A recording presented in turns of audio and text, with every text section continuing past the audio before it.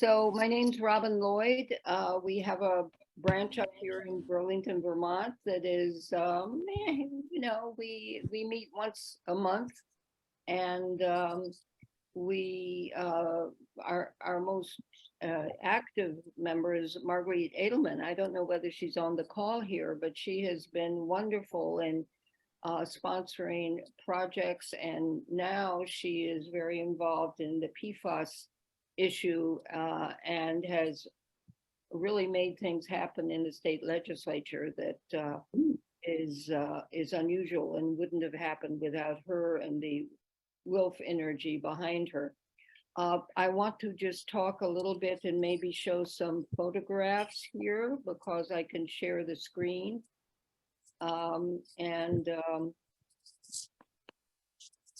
There we are. Can you see it? That's actually Marguerite right there speaking with her hand up in Wing Farm, which is in Rochester, Vermont. And Jill Clark Golub is there in the foreground, who is a new member of our branch, and Dorothy Todd, and a lot of people know Pocky Wieland. And then this is Vicki Elson, who presented the next day at a public place, and I hope to show some of those photographs if I can figure out how to get to them. And then, of course, Nancy Price is right there. So anyway, our main speaker was Medea Benjamin, and she was terrific. And I really encourage all of you to invite her. She's very accessible if you email her. And her message is end war. And my message too was we got started coming together, women coming together from Europe and the United States to end World War I. We worked together to end World War II, and now we are facing World War III. And this is, to my mind, the most urgent issue in front of us because the massacres continue on in Ukraine, and the weapons keep going there, and we are defunding our many human services here in the United States, and that people need to be aware of why there aren't enough services for mental health for teenagers or for housing or so on. The money is going to the war makers, the factories, and being sent to Ukraine. So that was our main message, and we had a wonderful display from warheads to windmills, which also I would recommend that you invite to your branches, because Vicki Elson spoke and her husband Timon also came on, and it sort of shows how to really implement the Green New Deal, which is sort of an idea out there. Yeah, sounds good, but how do we actually move from this militarized society to a society that cares for people? And Timon is an incredible intellectual. Robin, can you wrap it up? Your time is up, and Right. the timer was supposed to make a noise, but it didn't. Okay, so I'm just urging people to make use of those speakers, both Vicki Elson and Timon and Medea Benjamin, to your branches. Thank you. Thank you so much, Robin. Always a pleasure to see and hear you. And we're gonna next have on our program, we're gonna have a lady from Miami, Florida. She's an incredibly dynamic young lady out of Miami, Florida, and her name is Eva. So please, Eva, go ahead and take over. Hi, everyone. Thank you for allowing me to speak with you all tonight on behalf of the Florida branch. Some of you know me already, but I'm pretty new to WILPF. So my name is Eva Egozi. I just started in my junior year of high school in Miami, Florida. I kind of just want to talk to you all about how I got started with WILPF and how I ended up beginning with my chapter and then the initiatives we've worked on so far. So I first began interested in kickstarting my chapter of WILPF during the beginning of my sophomore year of high school. So I was kind of looking for organizations that I could join that would allow me to kind of bring something bigger to my community. And as a high schooler for the past 5 years now, I've been participating in speech and debate.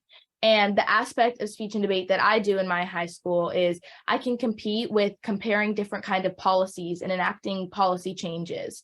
And through that, I learned a lot about looking at the world and international relations, foreign policy from kind of a feminist lens. And this made me really interested in understanding how I could bring something like that to my own community. And it really taught me about a lot of prevalent issues within things like domestic violence and a lot of the sectors that WILPF includes that were prevalent in my own community and that I had recognized in the debate space. So when I realized this was something that I was looking for, I came across WILPF and I came across Jan Corderman, who's helped me with so much in organizing everything. And eventually by May, we were able to officiate the branch, which was so incredible. And since then, we've accumulated over 20 members just newly signed up over the summer. And we've officiated a board of members now who are going to help in leading the organization. So we've held our first event about 2 months ago, or last month actually, where the board members and we traveled to the Lotus House Women's Shelter in Miami, Florida. This is a domestic violence shelter with women and children living there. The group members and we donated boxes filled with a bunch of different toiletries, school supplies for the children living there, non-perishables like canned foods, and we donated boxes and boxes of those. They were extremely grateful. So that's just one of the smaller initiatives that we're working on. We want to kind of help with the ground up in solving issues like not solving issues of domestic violence, but caring for those women and children within our community and kind of fostering the children for the future, I guess. So I'm very interested in that.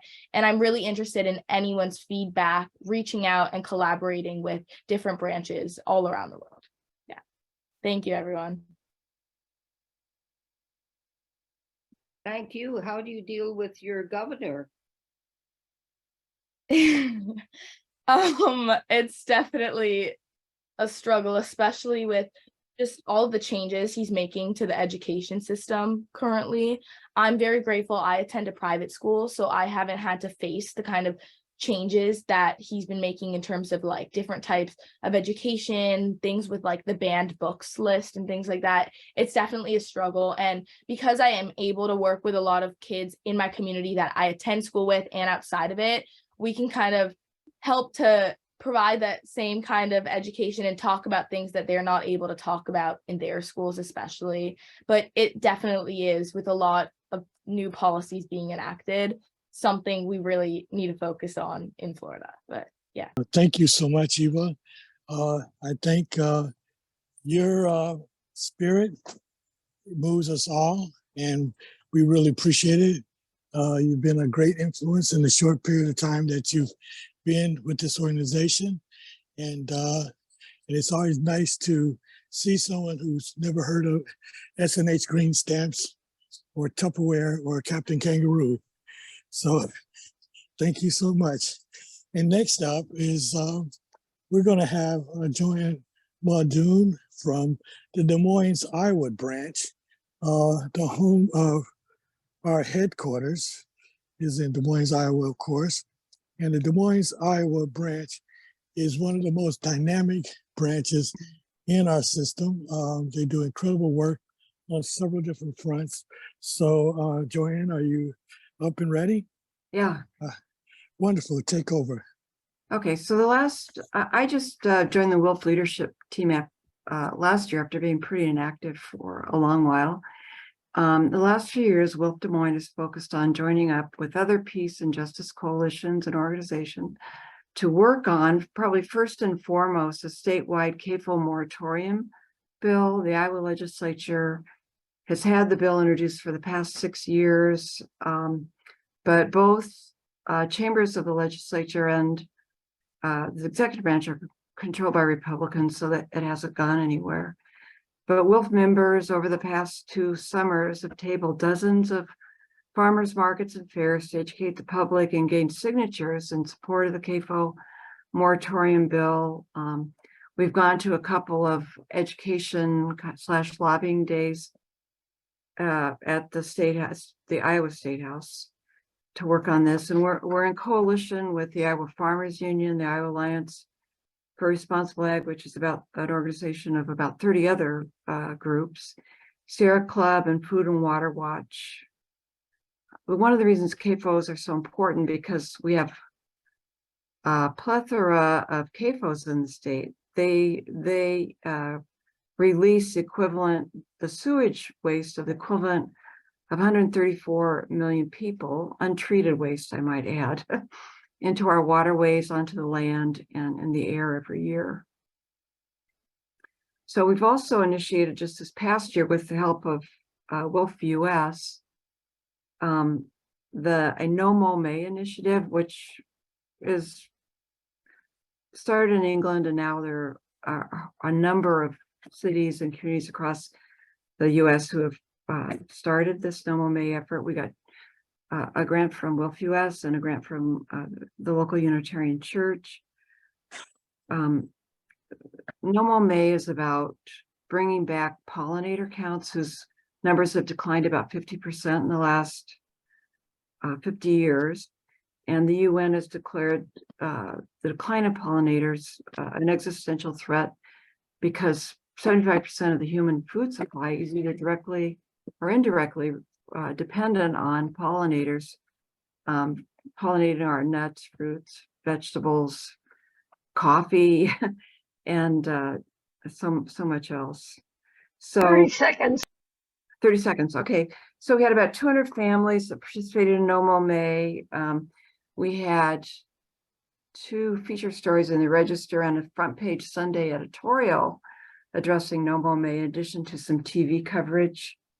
So we're also working on the Palestinian human rights issue with 10 of Nations and efforts to end the war in Ukraine. We've had meetings with our congressmen at their local offices here.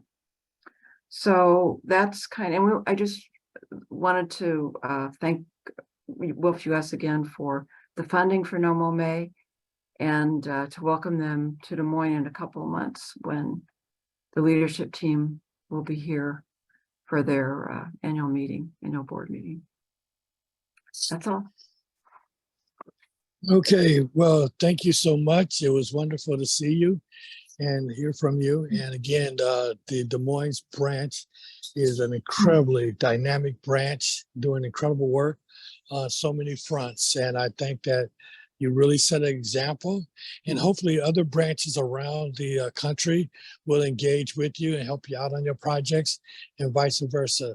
So once again, thank you so much for contributing to this forum. And next up, we have someone who's omnipresent in so many of our forums, and I'll allow her to introduce herself. She's the brains behind this gathering. That would be Dianne Blais. Thank you, Dianne. Okay, thanks, Philip. And hi, everyone. So I'm the convener of the Jane Addams branch, and I love the fact that I can use that name because she has meant so much to me. And I am, and the Jane Addams branch is a virtual branch. So that means that people that aren't able to get out to their local branches or that have no local branch there can be in this branch, and they can participate. So the main thing is that they will get all the news from the branches listserv that we have, which people send out a lot of stuff on this, and it really keeps you involved in what's happening with WILPF and their goals. And I think that we also have a meeting the third Wednesday of every month to ideally keep people where they can come with questions, and we've had different presenters. So I think it's a great way to keep in touch. And also, the Jane Addams branch just got a mini grant approval, so for oral histories. So I don't want to just do Jane Addams people necessarily. We want to do WILF people. So we are going to be starting that. So if you have, particularly with the older people, I want to get to interview them and have them recorded. And so that is a project that will be going full blast soon. So that's the Jane Addams branch, the virtual branch. And it's so at-large members people have heard a lot about that in the past, but the at-large members don't get all the information that the Jane Addams branch does. So that's the major difference. Thank you.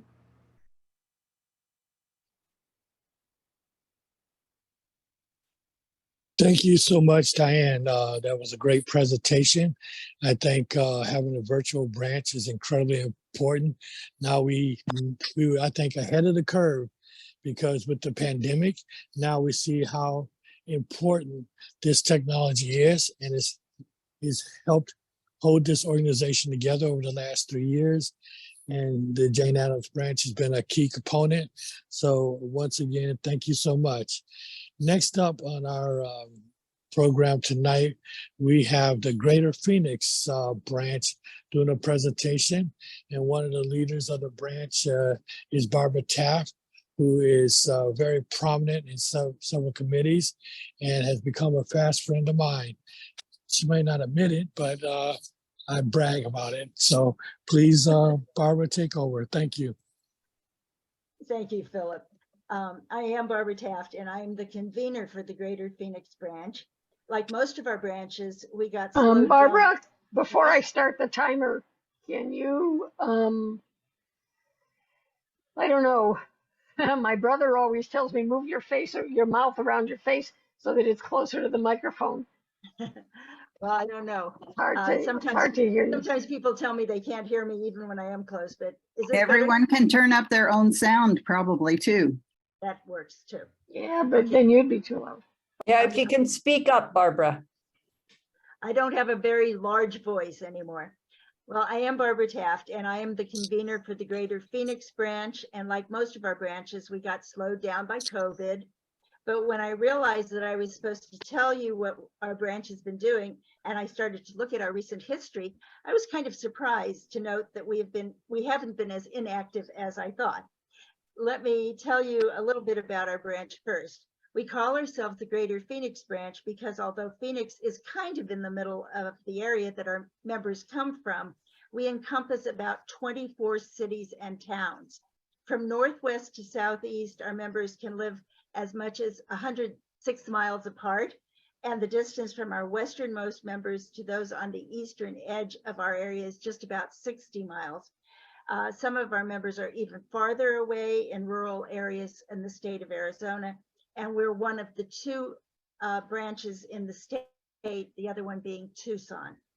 Getting together in person was difficult even before COVID, but we still held meetings and events, and we have always stayed in touch via email. The first year of COVID, we had only one event, and it was online. Every year we hold a Hiroshima memorial meeting, and that year we were on Zoom. Each person lit a candle individually after the memorial readings and singings, but we were unable to set them afloat that year.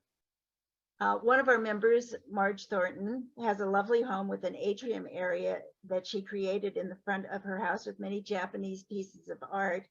And the main feature is a koi pond, where she's allowed us to float candles each year at the in-person memorial event that we hold at her home. Last year, we enjoyed Japanese snacks, saw parts of a film, had several readings, and some discussion before we set the candles afloat. But this year, we scaled things down, having a vegan potluck meal followed by open discussion about both what happened in Hiroshima and what is happening elsewhere in the world today, looking at what we need to do to be ripples in the pond and work toward peacemaking instead of warmongering. Then we floated our candles. Among the topics discussed was the movie Oppenheimer and the fact that it has started people thinking about the issue of nuclear war, which is an opening for us. We were planning to do a joint event with the Phoenix chapter of Veterans for Peace on the first Friday of August at the Japanese Friendship Garden. in 30 Phoenix. 30 30 seconds. But the garden postponed it until September 1st due to the excessive heat here. We will still commemorate Hiroshima and Nagasaki, but we will also highlight signing the peace agreement that ended the war with Japan. And we're fortunate that the Japanese garden has free admission and helps with publicity when the city of Phoenix has their first Friday events. We are looking forward to doing some arts related events because we have a lot of artistic people in our branch, and that includes the Arts for Peace. We will be doing an event hopefully at a theater in downtown Mesa or in conjunction with one of the Indian reservations. That's it. Thank you. Well, thank you, Barbara. That was an incredible overview of your branch. We appreciate it. And again, we want to encourage all the branches around the country. If you hear or detect a program or an event that is being sponsored by one of the branches that's been profiled, please get in touch with them. You can do it through our program chair, George Friday, or myself, or any one of the people on the board of directors. And again, Barbara, we probably will not continue to be friends when I tell you that right now my neighborhood is about 61 degrees. So Lucky you. that's the way it goes. Yeah. And next up, we're going to have Diane take over, and she's going to be discussing the issue committees and the work that they're doing, which is incredibly important. So please, Diane, you want to start out with one of our tech people? Oh, yes, I will start out with Ellen, who's going to speak about the mini grant committee that she's been on for quite a while, I believe. So Ellen Schwartz, why don't you go ahead and take it away? Well, all right. I'll start the timer. And I'll yank myself off the screen. The WILPF mini grant program could use more people on the committee. So if you're interested in helping to fund projects, contact somebody. Contact program support at wilpfus.org. The grants range from $500 to $2,500, and they are available to branches that are in good standing, whatever that means, and issue committees, not to individuals and not to outside groups, but to WILPF branches and WILPF issue committees.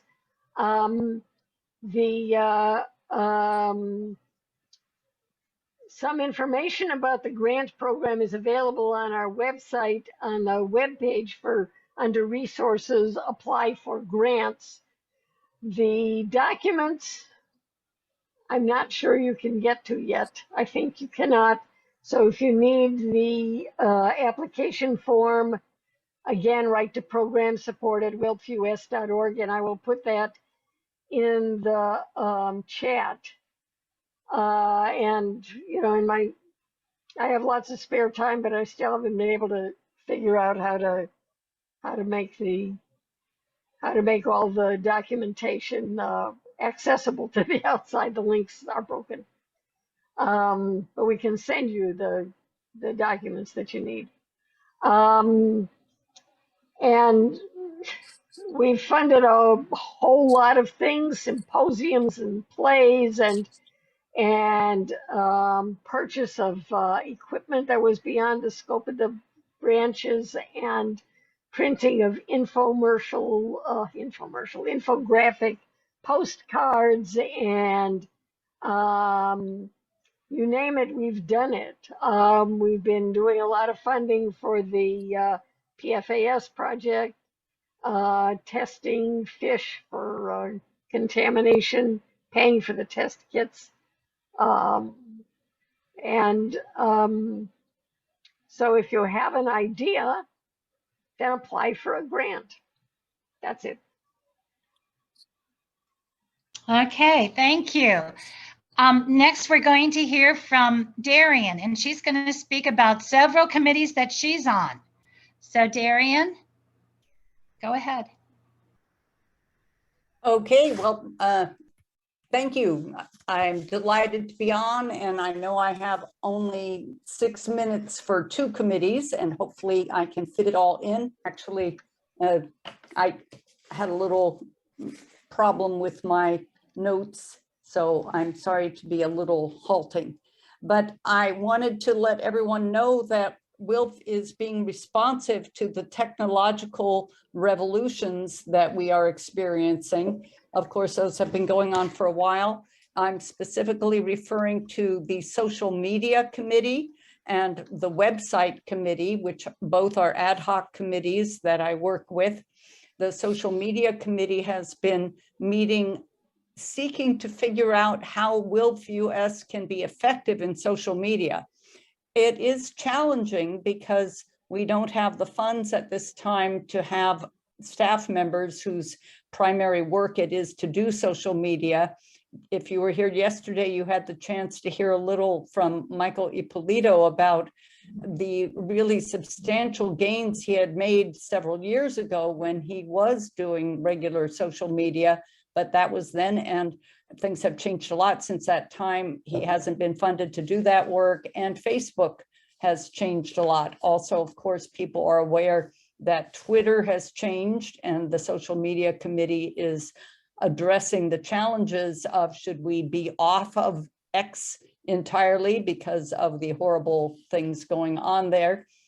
So the social media committee tries to come up with a social media plan for us, and that's, as I say, been challenging. We're focusing on volunteers in WILPF doing better and more consistent social media.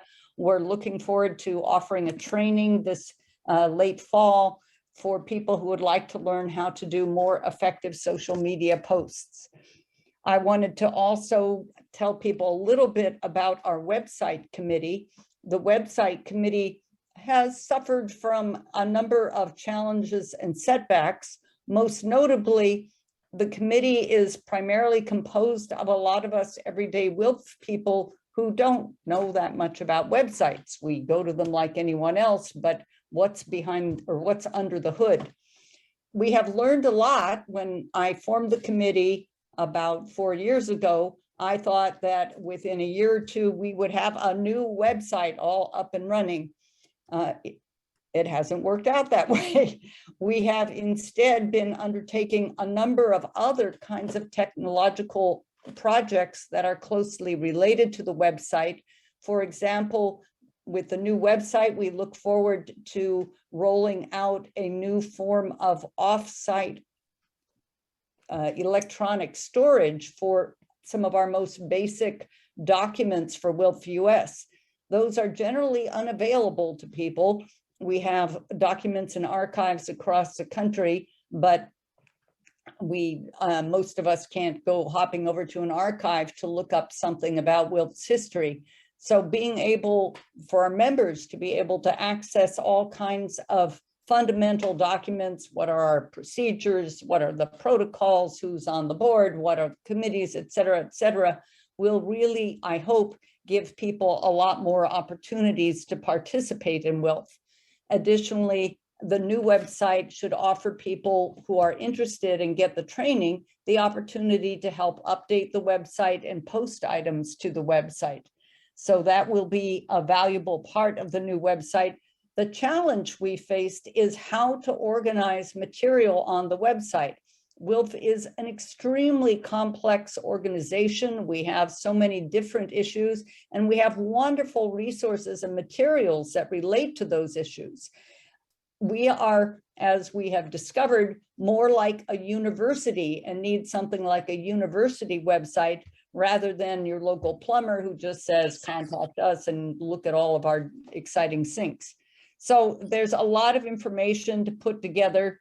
We are exploring new frontiers of information storage, information structure, and then, of course, building the actual website where the most controversial issues are what should the colors be and how large should the font be. But of course, there are other areas as well. If you have photographs from WILPF events, we hope to have a lot of photographs on the website.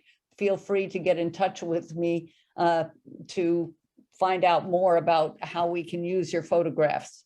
Now, both the website and social media are all about communications. Yesterday, I mentioned, and I'll put it in the chat again today, that I'm looking for people who can help with the communications committee of WILPF, which would be a committee that would address uses of e-news and other kinds of communications, including the website, social media, podcasts, the one WILPF calls all of the different aspects of communications. Also, I did see just a glimpse of a passing chat, and the new website aspires to having available to each branch a page where they can do their own branch website on our new website. We have a lot of great ideas for how to elaborate on the website, but it's not an easy thing to follow through on all of them. And I can't see the timer that is very small. Oh, it says 0. That's 30 seconds. Okay, for my 6 minutes, actually, there was one more committee, but let's see, website, social media. No, okay. So I'll put my address in the email. Thank you very much, folks. Okay, well, thank you, Dianne. She's a great president who works so hard and spends so much time on so many areas. It's just amazing. But one doesn't have to do that and be president. It can be an easier job. Well, you are so devoted. It's wonderful, a model. Our next two speakers are Shilpa Pandey and Jan Corderman on the CSW, which is the Commission on the Status of Women, that I'll let them tell you about it. Okay, I believe, Jan, would you like me to go first? I don't hear her. Okay. Yeah, that's what I thought. That's what I thought we had decided. Oh, I texted you earlier, but never mind. Oh, I'm sorry. I'm sorry. Okay. So without wasting any more time, I think most of us were present yesterday when Barbara told us a little background about what CSW programs are. And without dwelling too much on what these programs are, I would like to say that please go on our website to get the details. The one thing that I want to focus, or I should say, inform everybody here about is that the CSW programs have two separate programs, which are together called the CSW programs. One is the local to global that Jen will be talking about. She's coordinating that. And I am coordinating the practicum portion of that. Now, the practicum program was traditionally restricted to college and university students who would apply for these programs and participate in it. This year, what we have done is that we are opening it up and encouraging those young women and men who are interested in peace building from a feminist lens to apply for these programs. They may not be traditional students, but if they are working in nonprofits or if they are interested in these programs, they are more than welcome to reach out to myself for practicum programs. I can leave my email on the chat. Actually, 1.5 minutes is so short that I'm trying to rush with all the information I have in my head. Now, one of the key things about these programs is that these programs are not merely an opportunity, which is great, to participate in the CSW forum that takes place during March in New York. But more importantly, these programs are a great way for our organization to bring intersectionality between our older, more experienced, seasoned WILPF members and younger, newer members that we bring in through the practicum program. If we can foster this stronger connection between these two different kinds, then I think we will be up for a great future. I also want to especially thank the folks that have volunteered to be in the CSW ad hoc committee. I really think these programs really benefit from the combined knowledge and experience of the folks in these ad hoc who are serving in this ad hoc committee to share with us how we can improve upon these programs. These programs have been there for a long time, 9-10 years, but there's a lot of room for improvement. 30 We seconds. really hope that we can improve upon them. Thank you. And I'll leave my email in the chat. Okay, as Shilpa said, I'm sort of taking the lead on the local to global program, which I'm really excited about that and appreciate the ability to do that. I just want to say that it's a great space to network, share WILPF's work, and learn about gender equality issues and actions.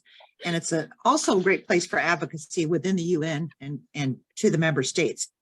I came to this project naturally, to the CSW naturally, back in 2014. Two of us from my branch heard about it on the website, or not sure exactly how, but we applied and we both got accepted. And that was back in 2014. And the week I spent at the forum, I feel, was really life-changing. I attended a workshop put on by a woman rancher in Argentina who researched and found a better grass variety that she and her family planted and nurtured. Heard her joy in being able to keep her herd healthy. One session I attended was put on by a group of teenage women who created a message to every young woman by speaking their truth about their times as victims of human trafficking. And they did that through a play that they had created and they presented to us during the forum. I learned about a group called Peace Force that walks beside women on what can be a very long trip to get water. And they just walk beside them to keep them safe. And that's the same group that our Boston branch had as presenters at one of their strategic planning sessions that I happened to be invited to. In 2019, Eileen Kurkowski and I attended together, and we heard from, on the plenary, we heard from the mayor of Pittsburgh about how the WILPF branch in Pittsburgh, over many months, pushed him and the whole city council to become a CEDAW city.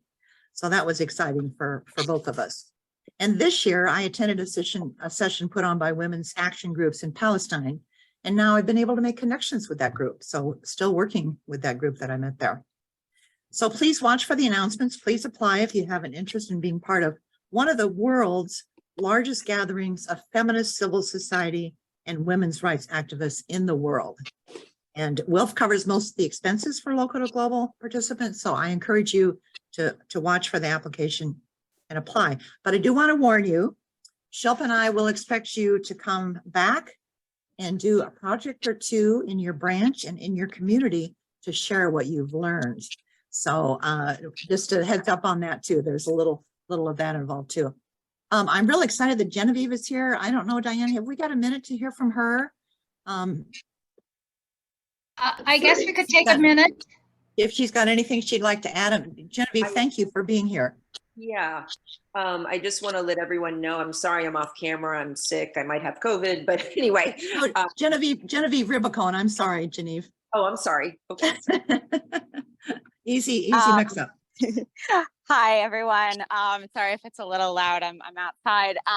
Yeah, it's great to be here with all of you. I am Genevieve Riccorboni. I work in the International Secretariat in the New York office, and I'm usually the person who works with CSW and arranges the passes and stuff. And so it's really a pleasure for me to have gotten to meet so many WILPF members this year, especially now that it's back. So hope to meet more of you. And please always feel free to get in touch if you have any questions about our work as well. And we're really honored to work collectively with you. And Jan and Shilpa were absolutely wonderful to work with. It was great to also meet Diane, so many others. It was wonderful. Barbara. Yeah, really a pleasure. Thank you. Thank you, Genevieve. Well, yep. Yeah, thank I you. just have one quick thing. Sorry, Diane. Go ahead. This. I want to encourage our daughters and granddaughters and sisters of our existing members who may or may not be WILPF members to please watch out for these more announcements regarding these programs. Reach out to myself or Jan. We are encouraging members to apply for these programs so that we can get better participation. Thank you. That's right. You're such wonderful leaders. Thank you so much. And it was Thank great you. meeting Genevieve in New York. Someone asked about where the office is. It's right near the UN across the street. So I wanted to next have Reverend Rowan Fairgrove speak, but she is at a convention in Chicago. I put her information into the chat. It's the first item in the chat. Anonymous, +1. And so she wrote that she presented to the San Jose branch on July 21st because she had been in DC for a PPC, which is the Poor People's Campaign Moral Poverty Action Congress. And every state should hold a State House Mass People's Assembly and Approval Day of Action in February, this coming February 2024. And then next June, on June 15th, 2024, which is only 2 weeks after our Congress, there is a Poor People's and Low Wage Worker Assembly and Moral March.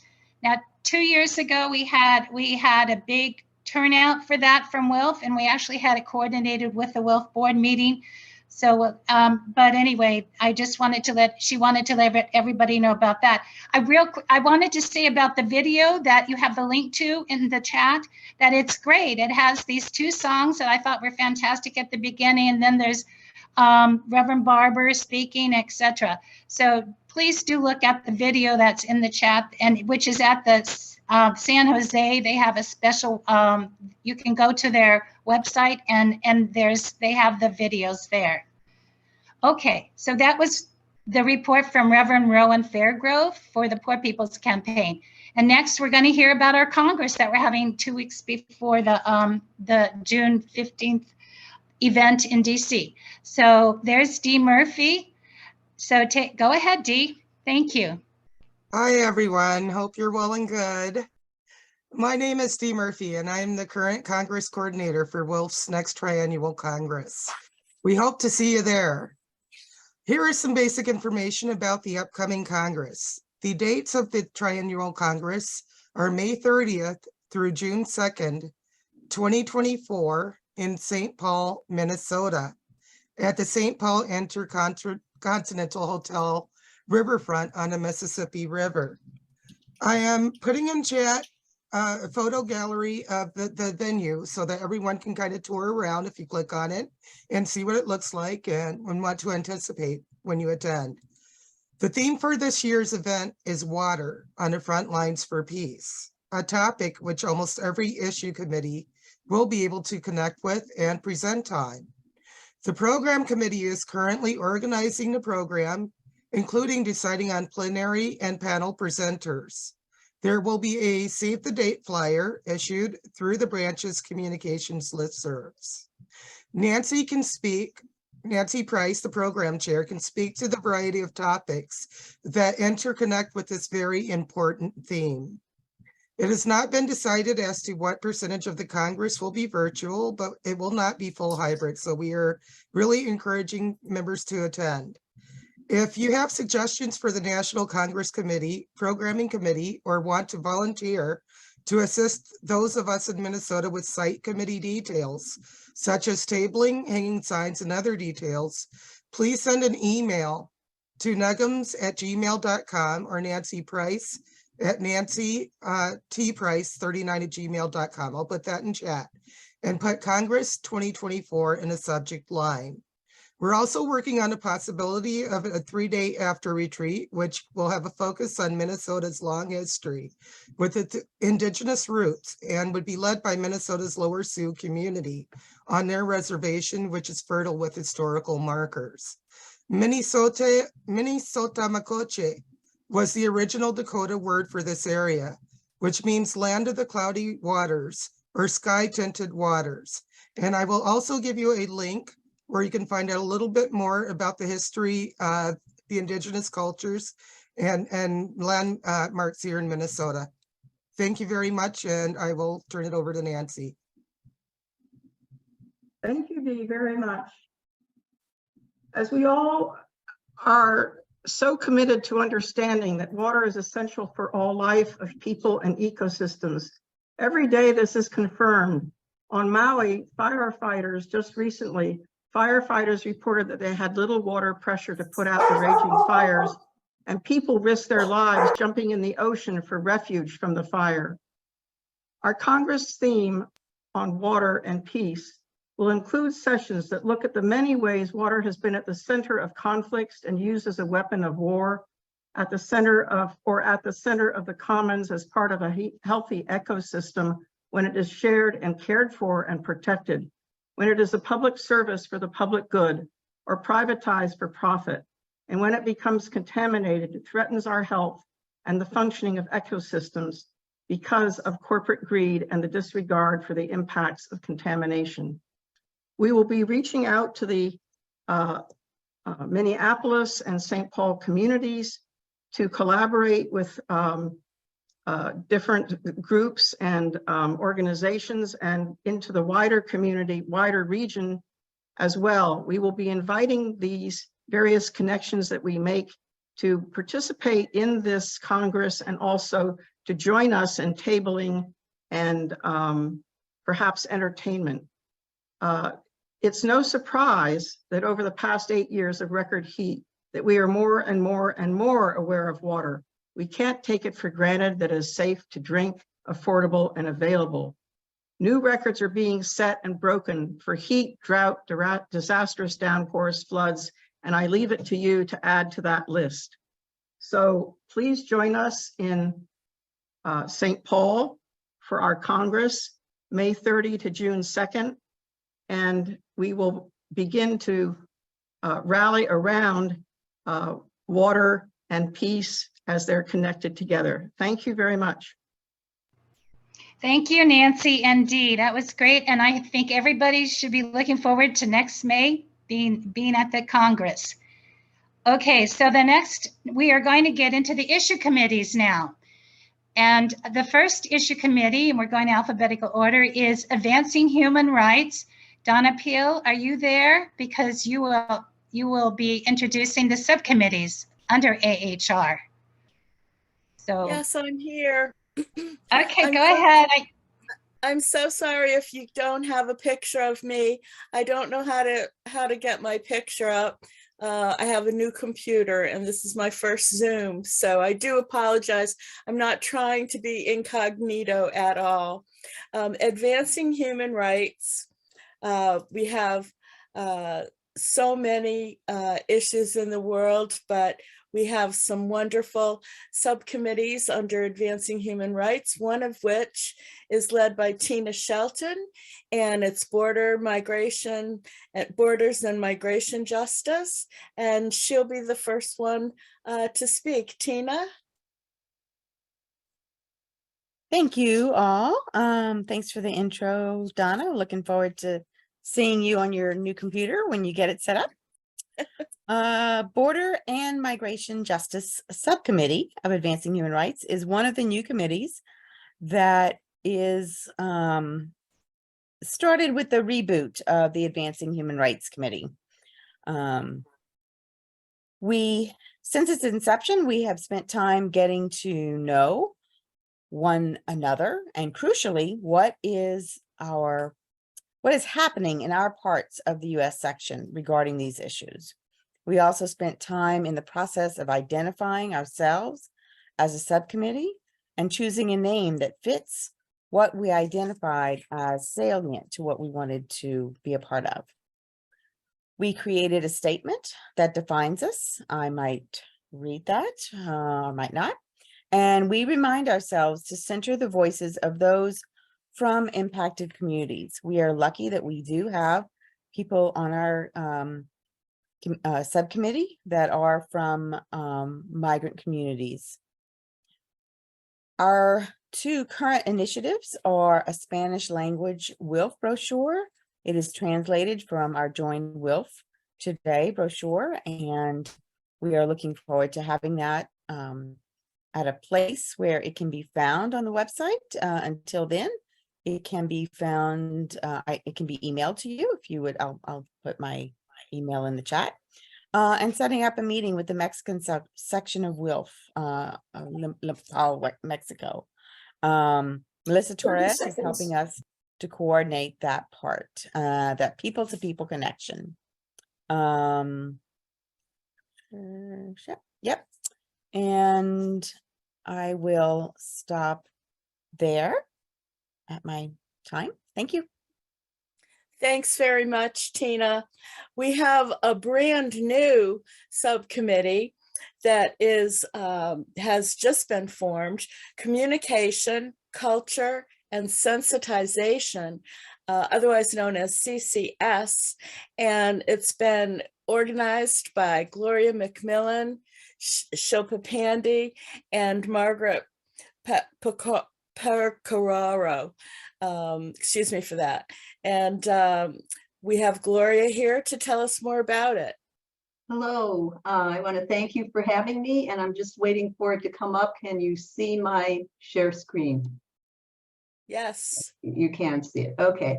Well, we are the colorful ones here. And right now I'm trying to get myself situated. All right. We are the subcommittee of AHR, the CCS. And unfortunately, it's not just culture, it's culture, the arts. So I'm going to go over quickly what we're going to do for you, introducing our creatives. This is our article we're working on for the newsletter.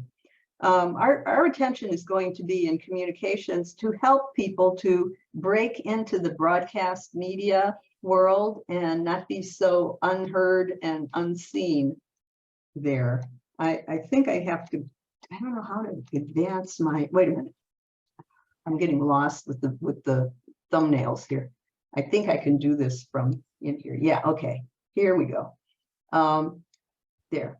So you can be reading along and I won't read, but basically people have felt that we're not getting adequate representation in the broadcast media, especially the ones like PBS who are committed to be our representatives. So we're going to meetings of local PBS and trying to get acquainted with the people who run the stations and try to get on their boards and also just attend. The second thing, and other ways as well, but I should have said also rhetoric. We're working on how we phrase things, how we reach out to people, what is our tone. Okay, secondly, cultural and the arts. Often our posts are not regarded very well in WILPF because WILPF is set up to have these lists that are all about actions, and we're not actions, we're performance and we're creation. So this is a place where we won't be seen as too strange or eccentric. We will listen. We are there to promote any creative idea or project that has a social action aspect to it. And it doesn't matter how oblique that may be. And if you want to learn more about that, contact me. Sensitization goes in terms of genders and any other way you can think of. We're challenging old assumptions and trying to make it more diverse. We hope that you will visit our CCS new listserv, and we give this message how to join it. I will put the link into the chat so that you can go to this information site, and that will give you the little form that you have to fill out in order to join our CCS list. And we would welcome you there. There are so many talented people, as I heard from Barbara Taft, they're just crawling with talent over there in Phoenix, okay? So I'm gonna stop my share and I'll put all my information into the chat.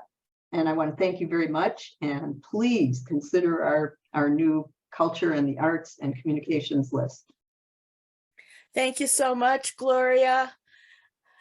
Our next speaker is Cece Anderson from Atlanta, and she is the co-convener for Ending Mass Incarceration and the Death Penalty Subcommittee.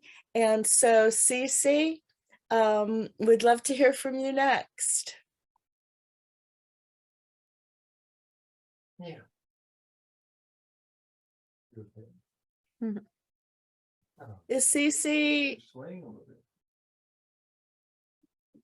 here tonight? She was. Under what name? Under her own name, Cece. C-E-E? Cece, it's C-E-E, C-E-E. I'm looking through the current I don't on the see. thing. He's not here. No. Oh, I'm sorry. I don't know what happened. We were in a chat room last night and we agreed that she would be available to explain. Well, I know that they've been inactive, but Cece stepped up to be co-convener with Teresa Elamine, and so we'll be hearing more from them. Our other subcommittee, reparation for the decade ending 2024, the UN decade ending 2024, has met in August and will be meeting again September 7th. I received that information today. So those are the active committees of advancing human rights. And you can contact me at AHR Chair for any information, or go on the US website, WILPFUS.com. And thanks very much. Hello. I would like to say something, if I may. I've lived in Georgia for 42 years. Went to Spelman College. I do care about mass incarceration. So I would like to participate in that field because Georgia, I mean, it's so amazing what is happening, even to the point where some people are spending 14, 25, 30 years past their time in jail in Georgia. So I just had to say something about that because it's so very important. My name is Annette Davis Jackson, and I don't want to belabor anything, but I think that's so very important, even to the point of speedy trials, of not having bond. And I ran for US Senate in Georgia. So I just wanted to say that. And I look forward to being a part of the many exploits from this organization. Thank you. Are you an Atlanta member of the Atlanta WILPF? Yes. Oh, yes. okay. So I've then been, you I can went to contact Spelman. Cece. So you and Cece Anderson can work together then. I would so love it. There Oh, was a wonderful. gentleman. I would so love it because it's so important to what's happening. Even the Georgia pardons and paroles, they make decisions based on one person. They don't have their families involved or anything. So I am really invested in that part of what we can do for Georgia, along with all the human rights that we could think of, because many constitutional rights are being violated. Yeah, I understand that people Thank make you. mistakes. Thank you so much for sharing with us. Thank you. Yes, and we will be going into the breakout rooms with the issue committee chairs after this, so you can go into that afterwards. I see another hand that Tracy, go ahead, Tracy, since you have a question. I don't. I just wanted to say that I would like to be involved with Annette Davis and Cece, because that's very dear to my heart, the mass incarceration. And just to piggyback off of that is over sentencing as well. I'm a member of the Poor People's Campaign when it organizes there. And that's one of the major things that causes poverty is over sentencing. And they're sentencing these young people to felonies, not felonies, that follow them for the rest of their lives. And then they can't even vote. So that's something that needs to be addressed as well. Absolutely. And that's what they talk about on the subcommittee, which I think is a great one. Donna, do you have anything else to say? No, thank you very much. Okay, well, thank you. Thank you all for the presentations. So the next issue committee is the Cuba and the Bolivarian Alliance. And Cindy Domingo is not able to be here because she's getting an award, and Lenny Villagomez-Reeves will be speaking. So Lenny, go ahead. Thank you. Yeah, hi. I'm Lenny Villagomez-Reeves. I'm here for the Cuba and the Bolivarian Alliance Committee, which is co-chaired by Cindy Domingo and me. And we work by empowering and educating diverse U.S. women to struggle toward our ultimate goal, the end of the U.S. blockade of Cuba, the reestablishment of normal relations, the end of sanctions on other countries in Latin America and elsewhere, and a U.S. foreign policy based on peaceful relations and mutual respect for self-determination and the right to national sovereignty, you know, small things like that. Our current campaign is the Off the List campaign, removal of Cuba from the U.S. list of state sponsors of terrorism, and also defeat of the Force Act in Congress, H.R. 314 and S. 538, which are an attempt to prevent any president from removing Cuba from this list. We work in very close conjunction with the organization U.S. Women in Cuba and in coordination with other member organizations of the National Network on Cuba.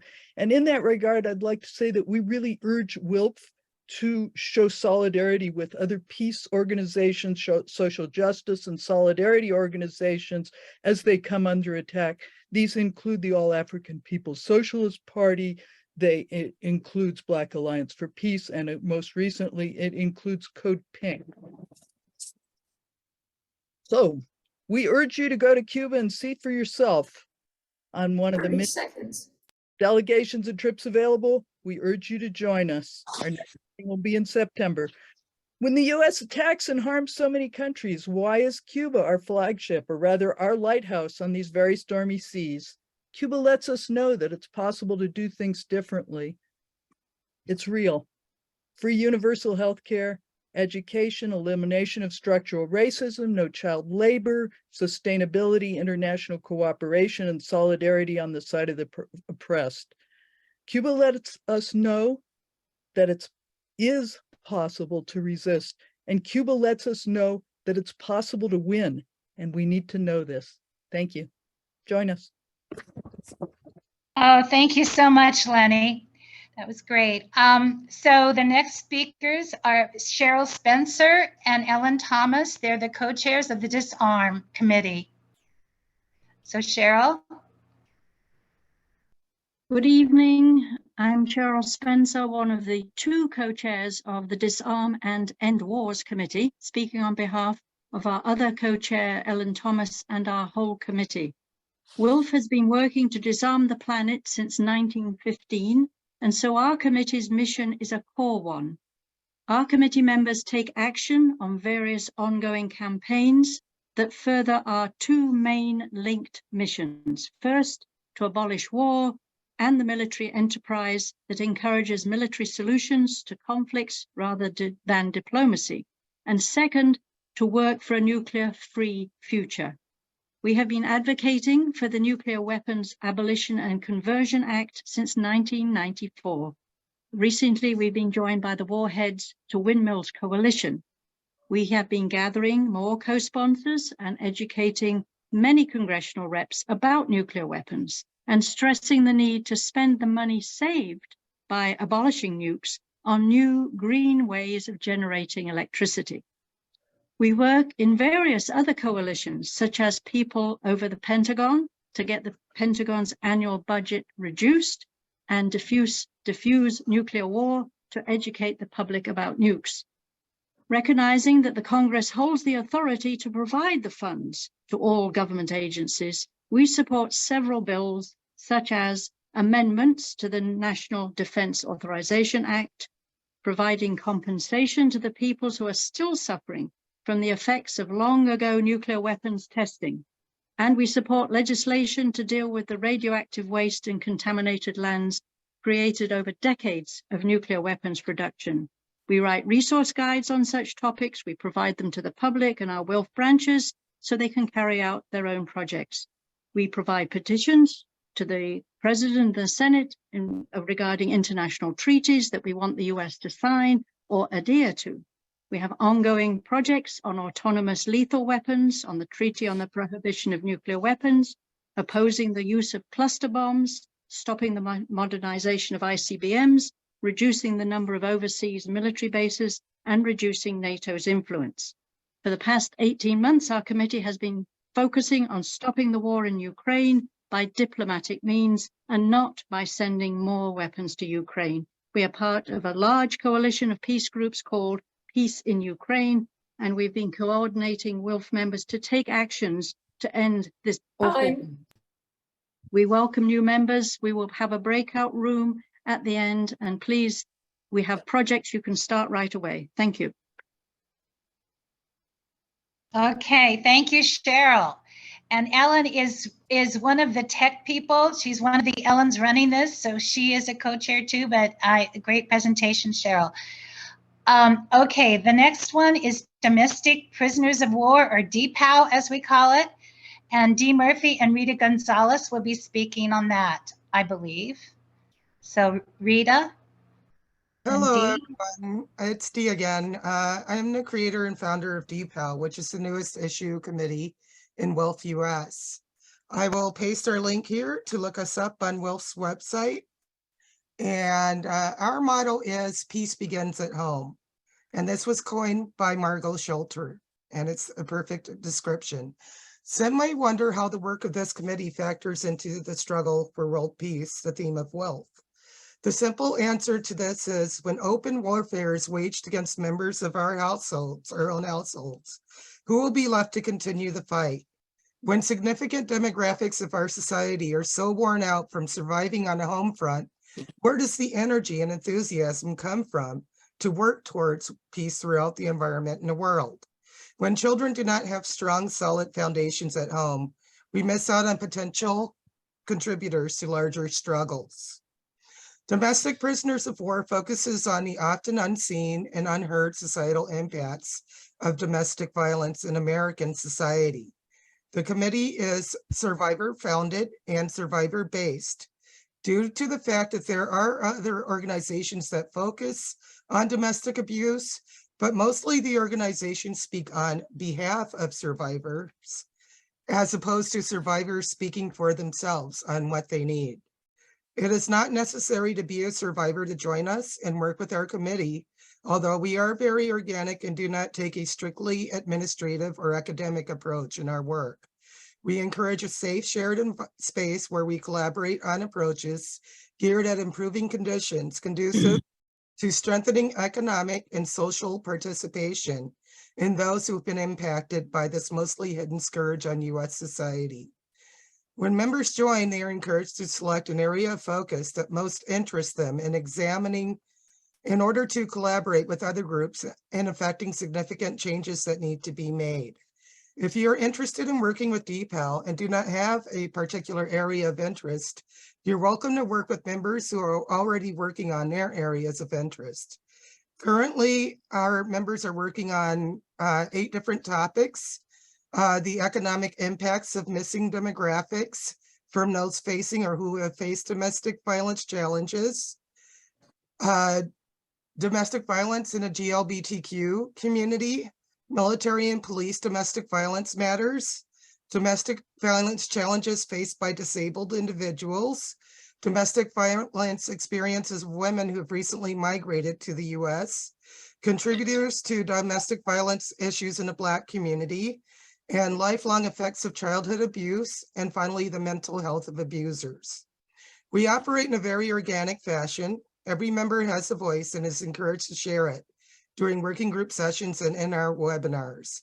We receive a lot of inquiries from people who say they run domestic abuse shelters or agencies. Please be aware that no one runs anything within this committee.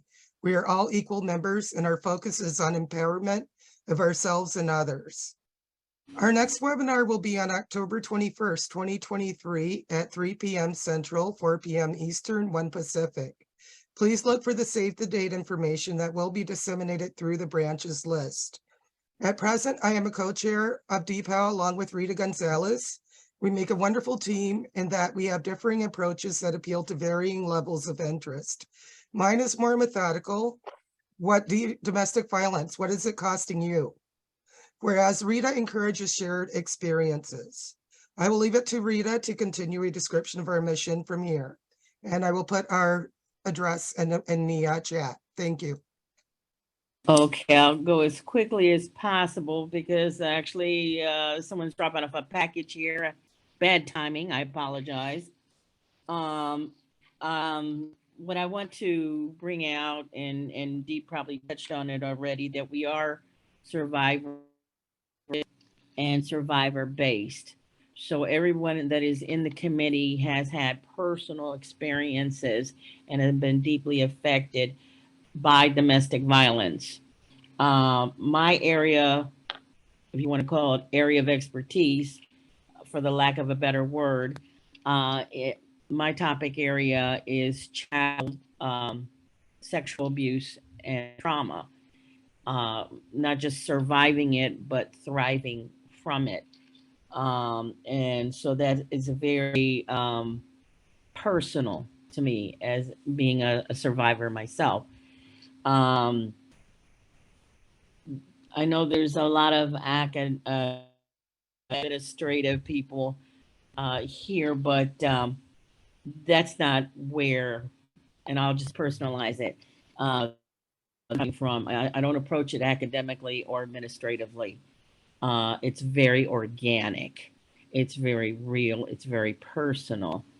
That's why it's very important that those that come in the committee have actually had experiences, because we know we've been in the trenches. We know what's going on. We know what occurred, and we've got an idea of some things that need to be done. And one very basic thing is that we do truly care for each other in the group. It's not therapy, but it can be therapeutic.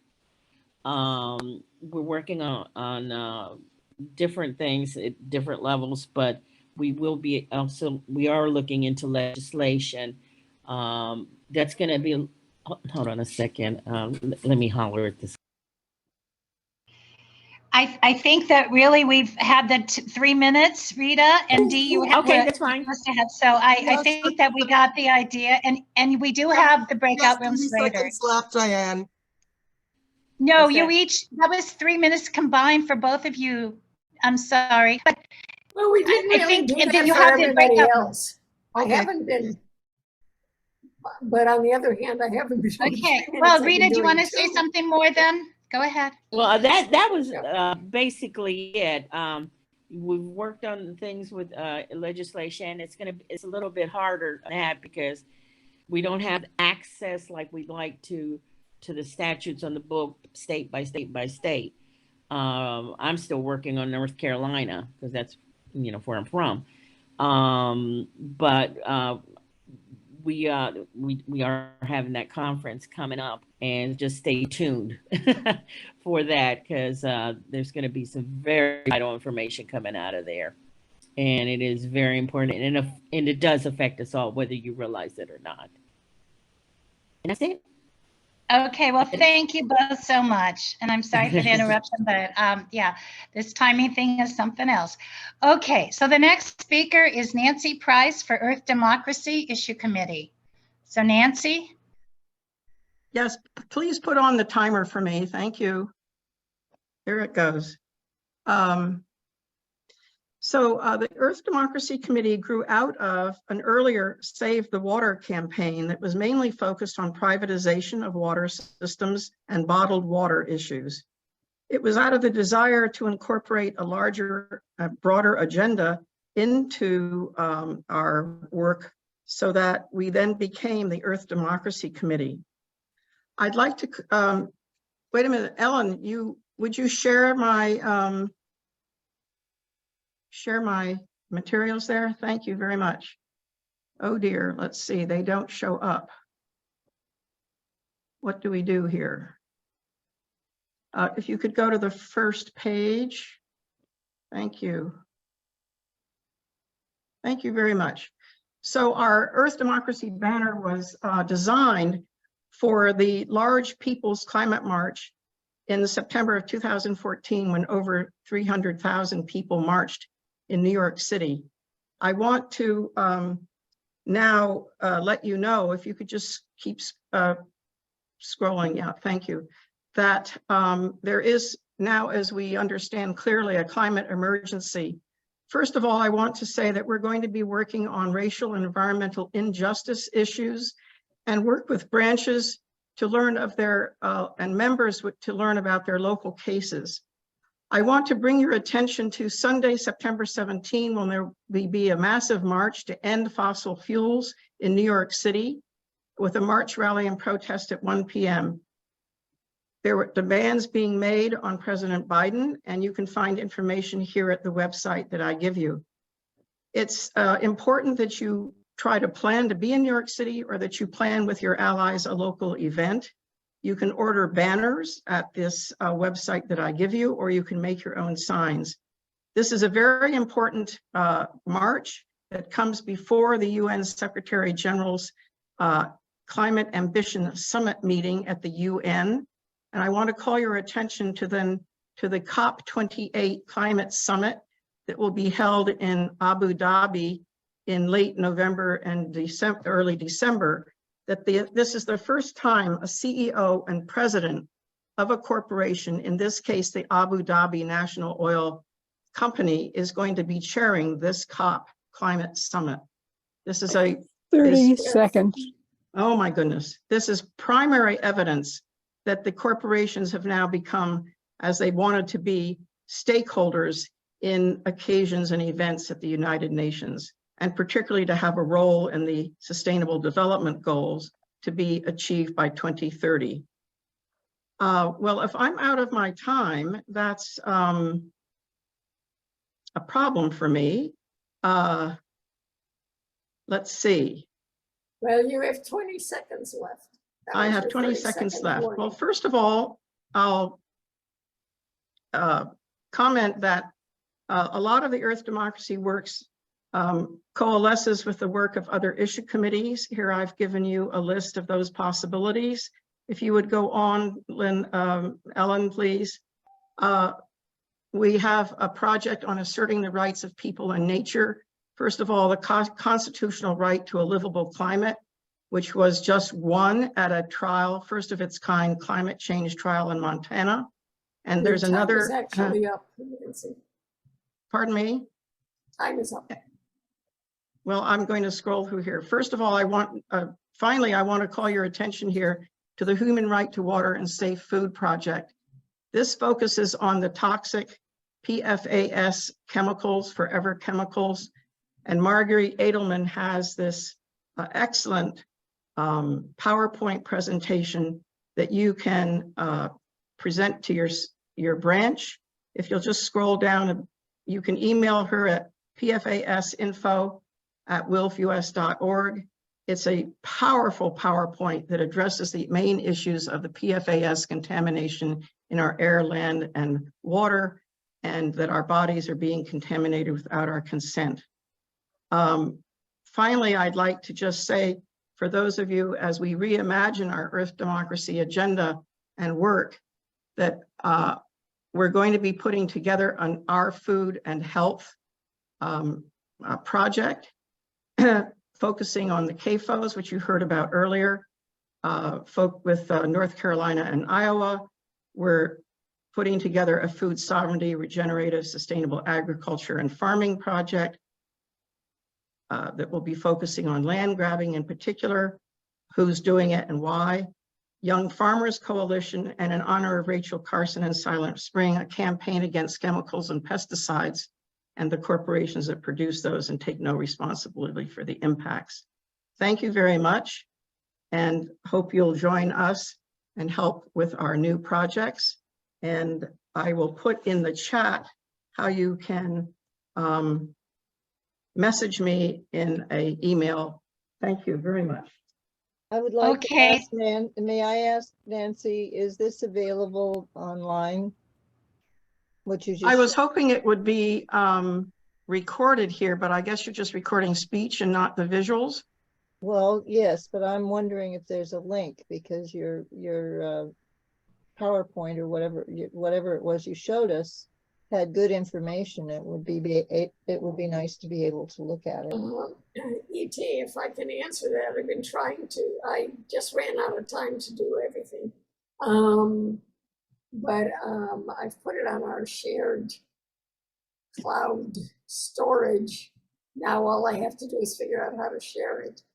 Kind of goes in the same category as the mini grant documents. But yeah, we will get it. We will get it shareable. We could get it. We could send it to people who are registered as an attachment. Yes. Would be a wonderful solution. I got it to Ellen a little bit late. I'm so sorry. Okay. Thank you Okay, very much. and there also will be an article going out in the next e-news about the gathering, and it will have links to various, whatever we can link that's been presented. So that will be one way too, maybe we could do it. Oh, that's excellent too. Thank you. So the next presenters are the MEPJAC people, the leadership team. I think Tura and Jan Corderman are both here. So Tura and Jan.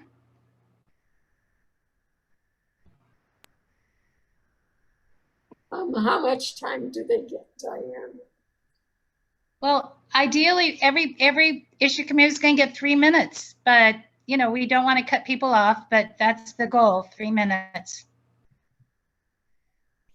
Okay, so I'm going to go ahead and kind of do our bid for the MEPJAC committee, and Tura's here, and I'm sure Barbara hopefully is still here, and I saw Odile earlier, so hopefully several of us will be with you in the breakout if you'd like to join us in the breakout. I want to start out by just saying that for most of our committee's history, MEPJAC, the Middle East Peace and Justice Action Committee, we have focused primarily on the Palestinian-Israeli conflict. And we did that knowing that this conflict is the root of nearly every other program in the Middle East. And of course, you're probably all aware of the increased violence there in Palestine this year. Our focus really has not changed. And if I can summarize it, as U.S. citizens, we function with the knowledge that U.S. policy in the Middle East does not advance our mission. They are not with us when it comes to the problems in this area. And it's really not just the politicians, with some, and I should comment, some wonderful, well-spoken exceptions. We have some good politicians out there. But we see the press also making repeated reports that just accept Israel's claim in defining the conflict. And this year, near total acceptance has led to a really biased U.S. policy in which Israel is supported with billions of our tax dollars for military assistance to the tune of over $3.8 billion per year. And of course, that whole philosophy doesn't just stop in Israel, Palestine. It permeates much further than that. But I do want to say, more recently, we've begun to specifically focus on other regional problems and conflicts. Hopefully you've seen through the e-news and through the Peace and Freedom, our efforts to lift up the situation in Lebanon, the war in Yemen, and the really massive infusion of money for militarization in the region. And to this end, we've looked at the need for a weapons of mass destruction free zone in the Middle East. We've written about it. And we've looked at the corruption in various regimes, such as that in Lebanon, and had done some really good work, thanks to some of our members who are from Lebanon, in terms of what's going on there, and elections are coming up there. Just two examples that you've seen us, again, write about. As we consider how best to approach our work, we also look for the intersectionality with other WILPF work. And I want to give a shout out for the recent Peace and Freedom article that Tura Campanella-Cook, Barb Taft, Regina Burchin from our team did with Nancy Price of Earth Democracy. It really lifting up the environmental issues in Palestine lifts those issues up in the rest of our world. We also appreciate the work of our program chairs, George Friday and Jennifer Bailey, in helping us identify those intersectionalities. And we send our best wishes to Jennifer, who recently had to leave as program chair due to health issues. We also work with other coalitions, and along that line, work in coalition with other groups. And along that line, just a few days ago, Tur and I, as MEPJAC co-chairs, shared dates for events in California that feature Adam Manassa. And Adam is the liaison for US-based group Friends of Wadi Fokine. Adam is from that village located in the Bethlehem district of the West Bank. And you've no doubt heard about multiple land confiscations and property demolition orders, those horrendous acts threaten Wadi Fokine as well as other parts of the West Bank. So those events are coming up. Well, they're going to be in Iowa twice, and we'll let you know, our members in Wisconsin know let you know when they're in there. So, yeah, thank you. Done. Okay, Tara, did you want to say anything, or Jan, that was it for? Well, I had more, but I ran out of time. Okay, well, that's good because the issue committees, like I said, we'll have the breakout rooms. So then, yeah, please. Tara, did you want to just say a couple of words real quick? No, thank you. Okay, okay, good enough. We're on to our last one. It's Women, Money, and Democracy. Mary Beth Gardam is the chair. So Mary Beth, go ahead, and then we'll go into breakout rooms.